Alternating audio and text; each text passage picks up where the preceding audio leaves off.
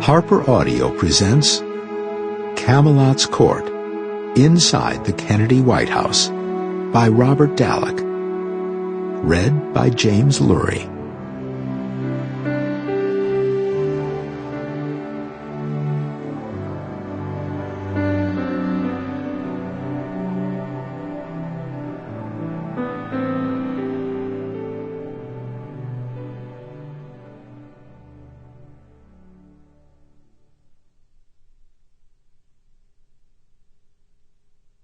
Introduction.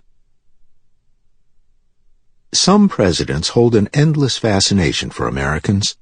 Washington, Lincoln, the two Roosevelts, and more recently John F. Kennedy and Ronald Reagan.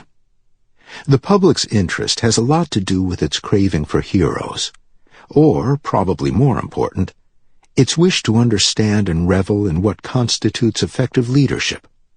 In a nation that often feels adrift in an uncertain world, where domestic and foreign crises repeatedly endanger the country's well-being, great presidents are a comfort, a sort of salve for the national psyche.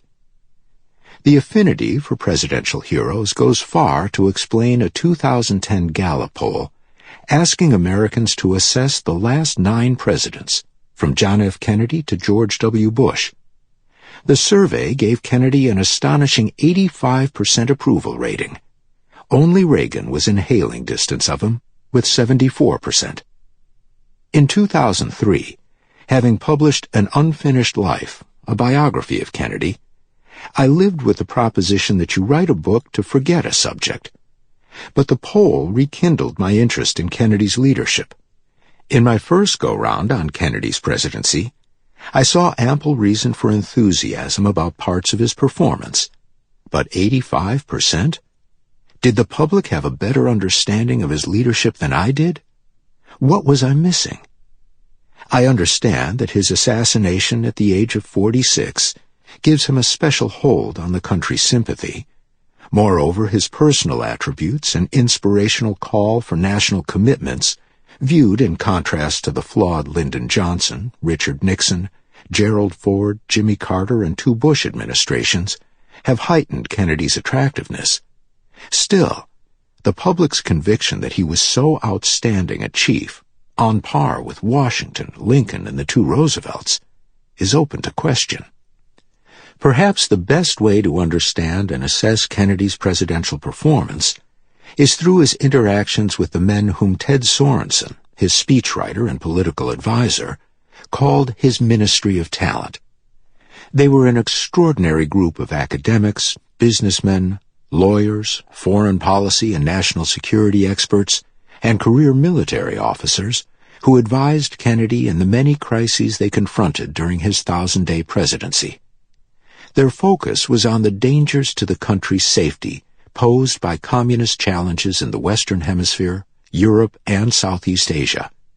They counseled Kennedy on the critical decisions that could make a difference between war and peace. The backgrounds, aspirations, convictions, and judgments of the men around Kennedy are an essential part of understanding why and how they advised him.